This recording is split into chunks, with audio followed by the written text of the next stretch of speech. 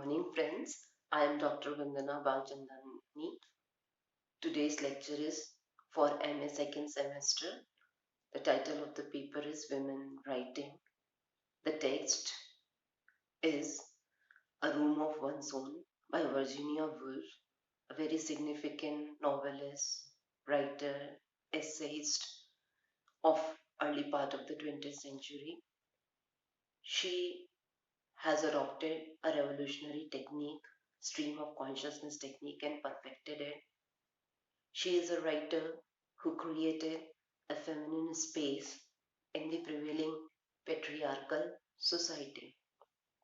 The text A Room of One's Own is a landmark text in both in the history of English literary criticism and feminist theory.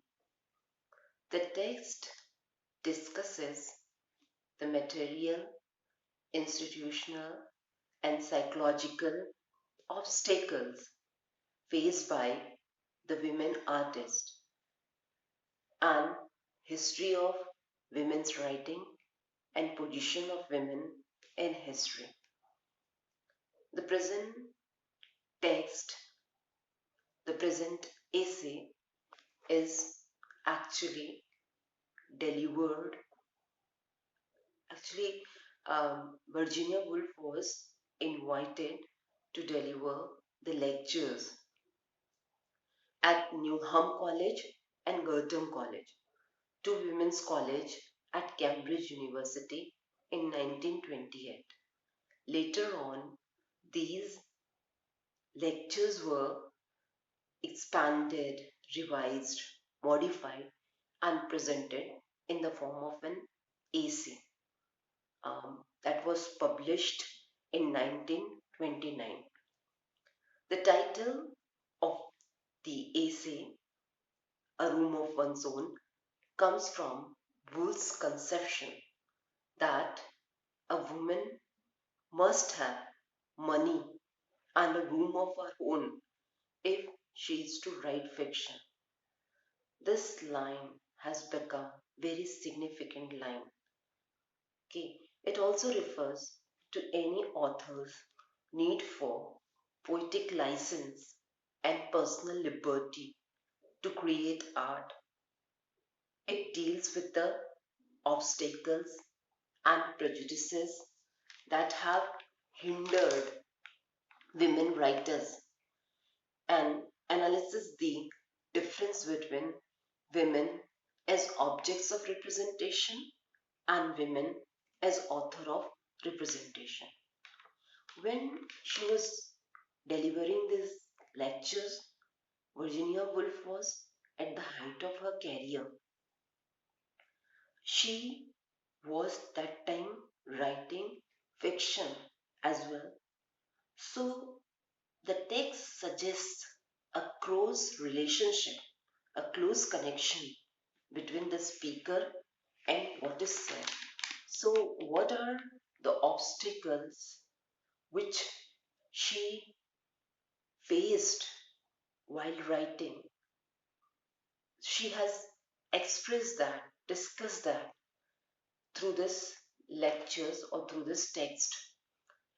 She whose focus in this essay is women and fiction, and specifically the obstacles faced by any woman who aspire to become an artist.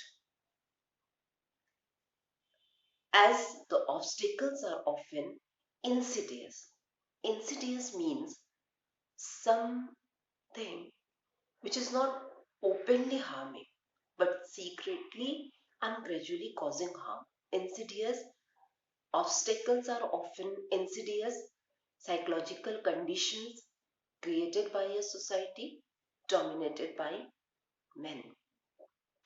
The lack of opportunities and personal space, the embittering sneers of male writers, and the absence of any kind of familial or institutional support are not presented as ideas but rather as conditions that have suffocated aspiring women writers for centuries.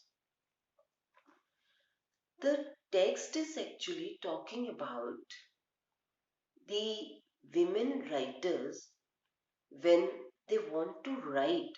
What are the obstacles? What are the stumbling blocks on their path of creativity? They are denied of basic prerequisites and that have hindered their creativity. The three things are very significant, very important.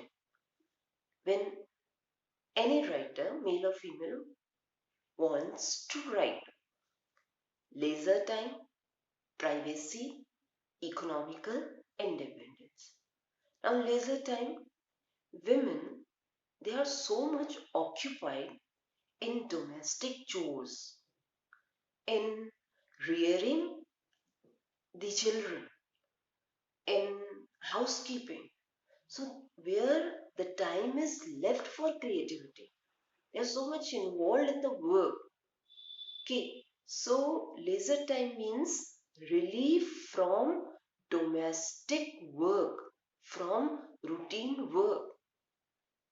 If they have ability but no time to grow it, to develop it, okay, because most of their time is occupied in other works. It seems at times that they are entrapped in work, like she was in the text mentioning that if a lady has to take care 13 to 15 children and she is so much preoccupied during prenatal and postnatal period, where will where she will have time to get involved in creativity. So leisure time is not been given to them. Privacy within the home. Every time if they are being disturbed, if they are not given that peace which is needed to get involved in creativity, so how will they be able to write? So privacy is very much being needed because this was not available.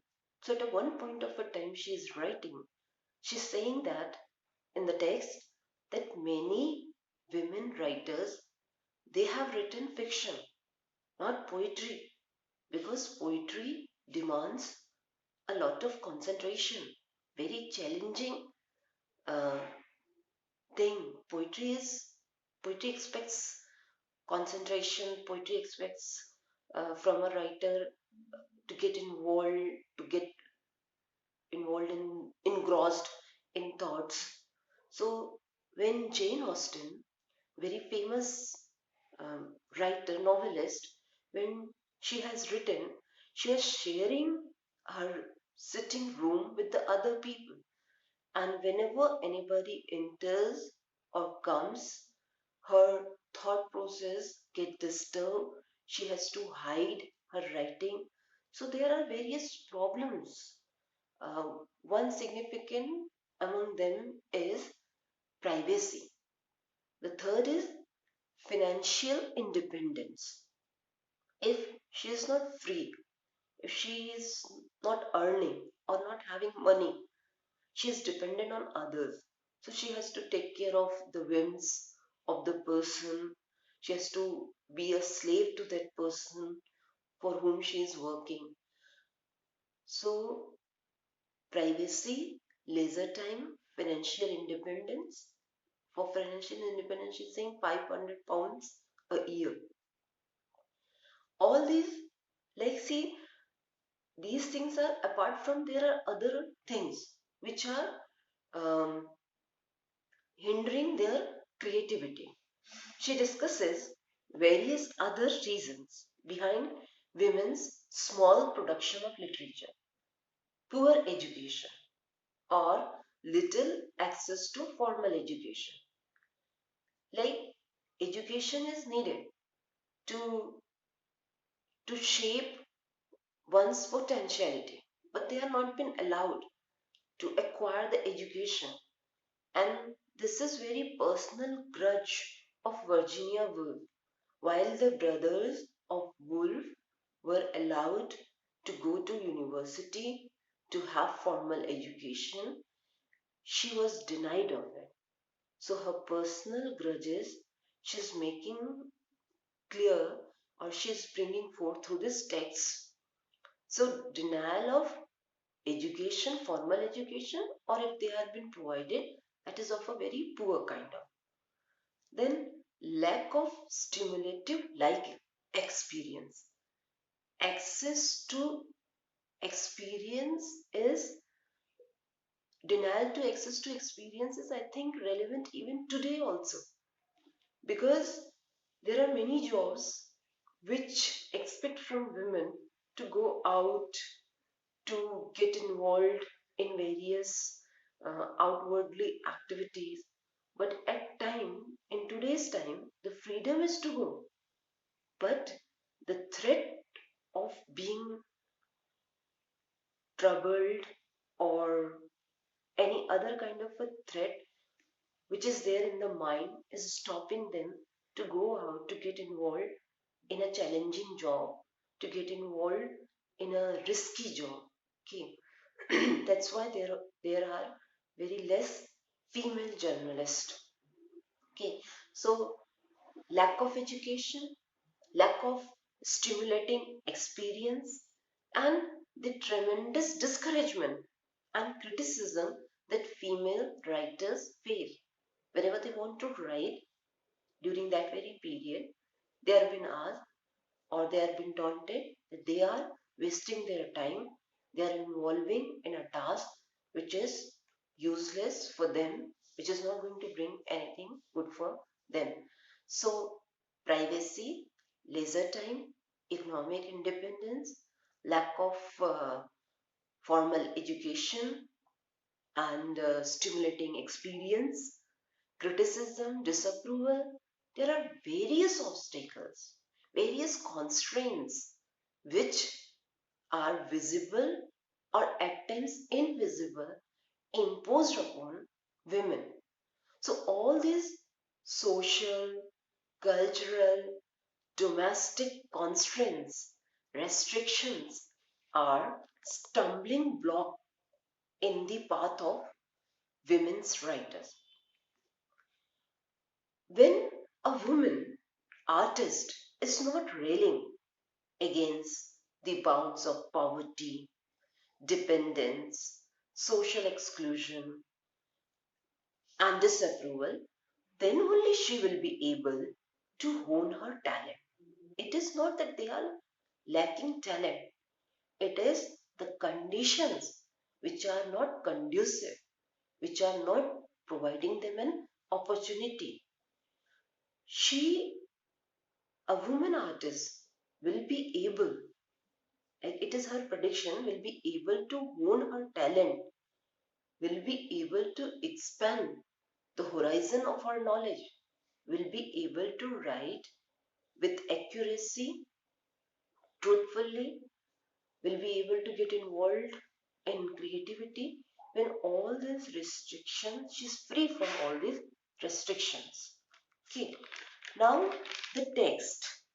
The text begins with the word but. Okay, and also with a question. It begins with a question and its first word is but. This suggests that what is to come is likely to be an unconventional, contrary to expectation. The text begins thus, but you may say, we ask you to speak about women and fiction. What has that to do with the room of one's own? So she's been invited to deliver a lecture on the topic women and fiction. And she begins the lecture, or later on the text, with this question, a room of one's own. So what does this mean? Like, when you will go through the text, you will find that there are many questions which the narrator is putting before the audience. These questions systematically and logically focusing the light on the conditions of women. These thought provoking questions are compelling the readers to think the position of women and women artists in patriarchal society from different angles and perspectives. So I'll just tell you some questions um, like why is one sex so prosperous, so safe, and another poor and insecure? So this is about the conditions of women.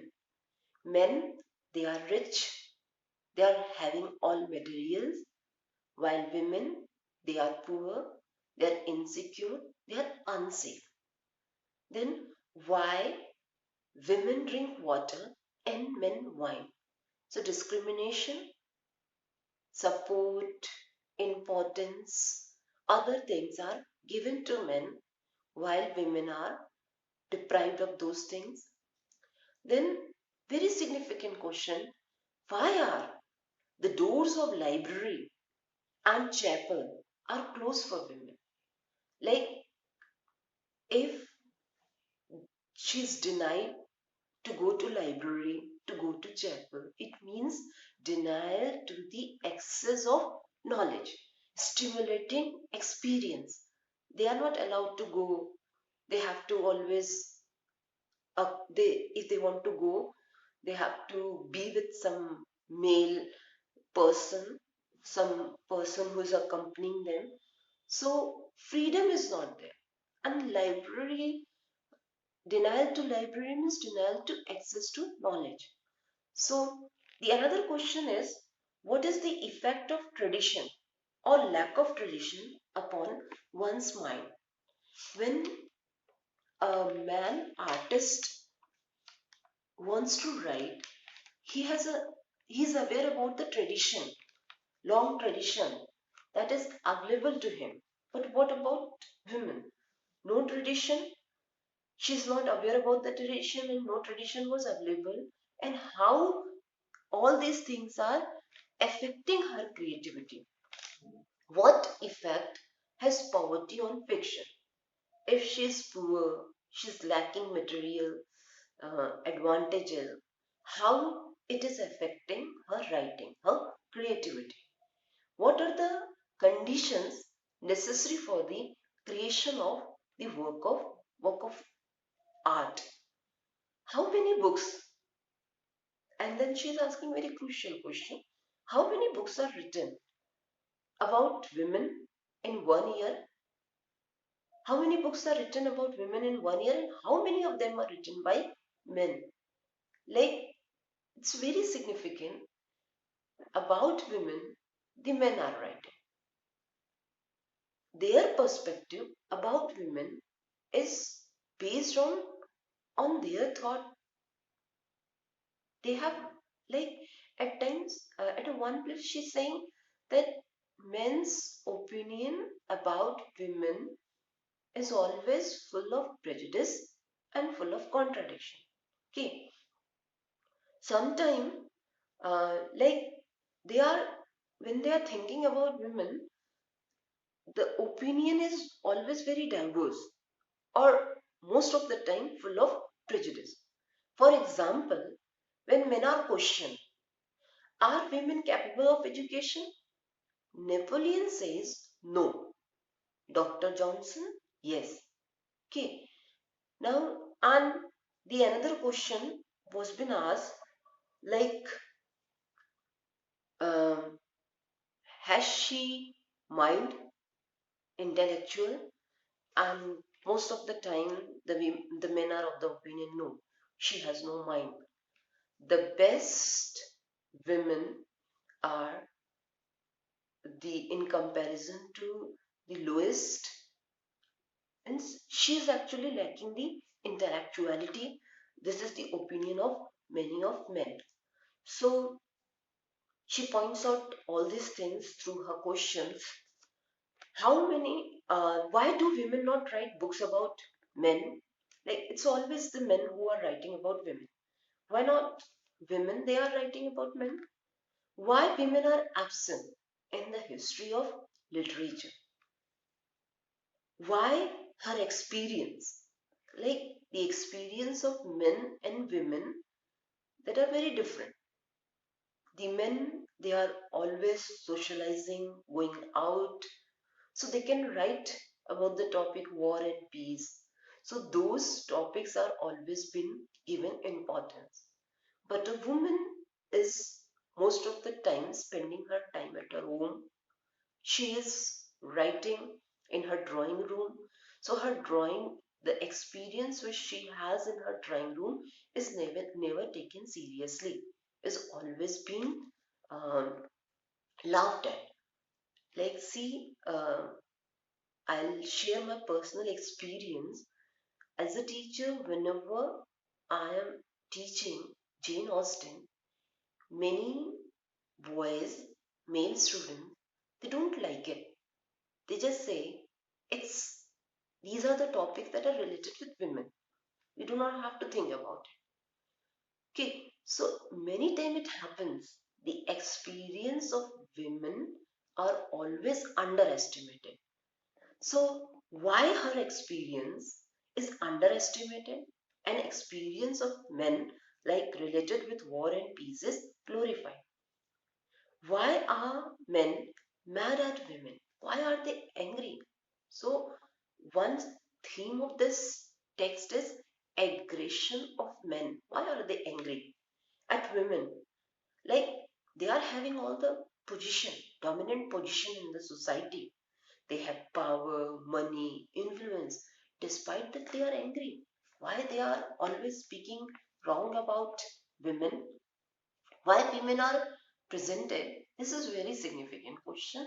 That is what, like, in literature, there is presentation of heroine in such a way that they are very great, like Lady Macbeth, Cleopatra.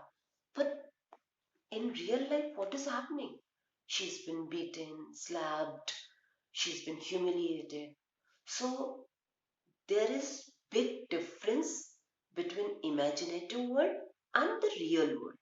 In real world, her condition is worst, and in the imaginative world, she's been glorified, she's been exalted.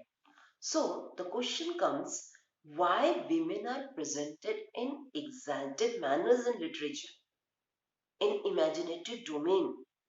Why